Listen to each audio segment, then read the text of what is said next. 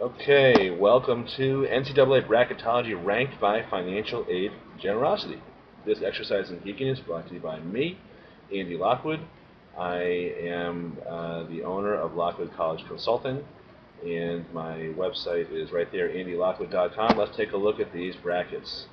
I want to call your attention to perhaps the most intriguing financial aid matchup on the docket here. I'm talking about Vanderbilt versus Richmond.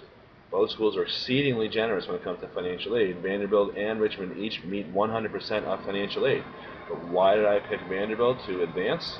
Because when they give out a financial aid award, 92% of that award is free money, meaning only 8% is either work study or loans. Richmond, on the other hand, very generous also, but the Spiders will give out 85% in free money. So 92% is more than 85%. That's more free money at Vanderbilt. That's why I am picking Vanderbilt to advance. Now let's take a quick look at some of these other ones here. I am picking BU, and I'm picking Georgetown because both have much more financial aid generosity than their opponents. BU, even though they're the number 16 seed, they will meet about 90 to 93% of financial aid. Kansas, much less. Georgetown, I don't know who they're going to end up playing in this play-in round. If they come up against Southern Cal, which is a possibility, I believe, keep in mind that Southern California has a lot of financial aid to offer too. Even though they have a very high sticker price, they will meet in the 90s in terms of financial need. But I'm still going to pick Georgetown to advance past whoever they end up playing here. So I'm picking Georgetown here.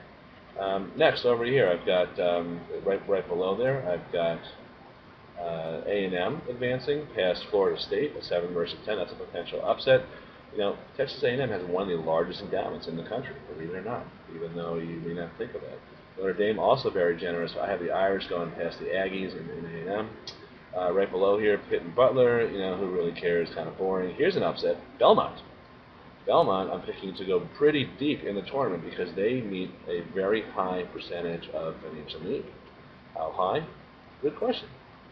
I don't remember. I think no, they will meet 87% of financial need, which is significantly more than anyone else in this part of the bracket, the top part. Further down, Gonzaga, good basketball school, John Stockton, the Zags, although I don't think that's really their name. I think they're the Bulldogs.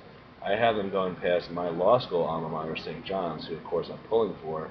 However, their financial need can't stack up to Gonzaga. So Gonzaga meets 84% of financial need. St. John's only 72%. Another upset at Woolford. I have them going past BYU and Jimmer Fredette. Why? Because, well, even though Jimmer is going to probably drop 30 or 35, Woolford will meet 86% of financial need. So I have them advancing. And in the lower part of the bracket here, UCLA and UC Santa Barbara, you know, who really cares? I have Woolford advancing. I have Belmont squaring off against Woolford. Belmont, going deep to the Final Four. Probably not a lot of other people think that. Back up to the top here, I have Vanderbilt squaring off against BU and advancing, and they're going to square off against Vanderbilt, and then ultimately Vanderbilt, the Commodores, will prevail over the Hoyas. Let's take a look at the next bracket. Okay, Villanova, much more generous than Ohio State. Ohio State meets 60% of financial need, but Villanova meets 80%. That's why I have them topping the George Mason, whatever they are, because George Mason meets only 73%. Excuse me. Further on down, I have Princeton going very deep here. They're going to advance past Villanova, and they're going to get all the way to the Final Four. Why? Even though they have a very high sticker price, they will meet 100% of financial need, and most of that money is free money. 98% of what they give out is free money.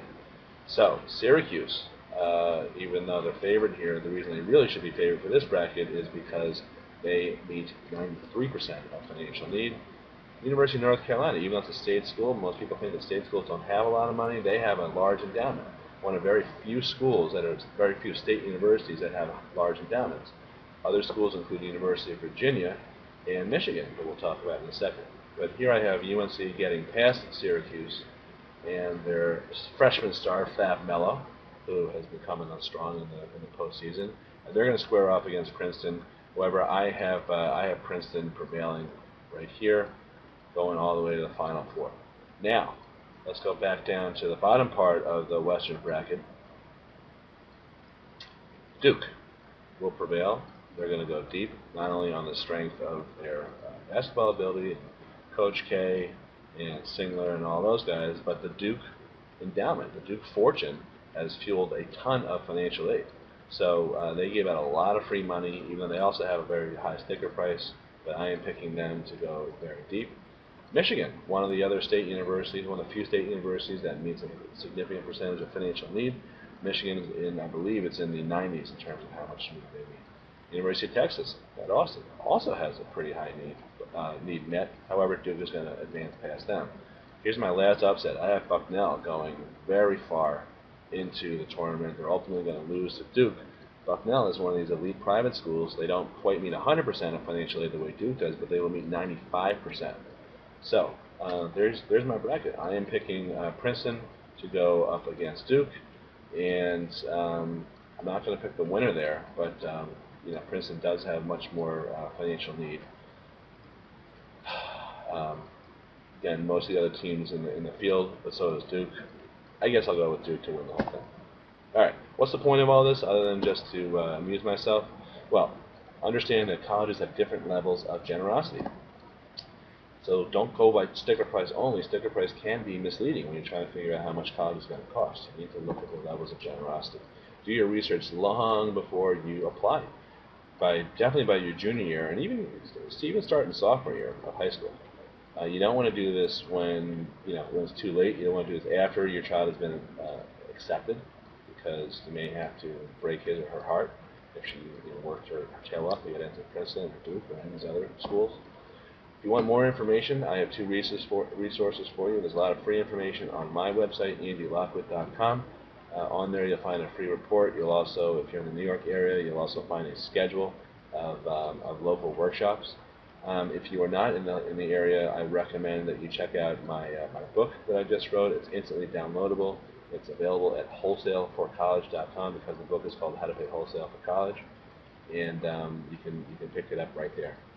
All right, I appreciate your time, and good luck in your NCAA tournament picks.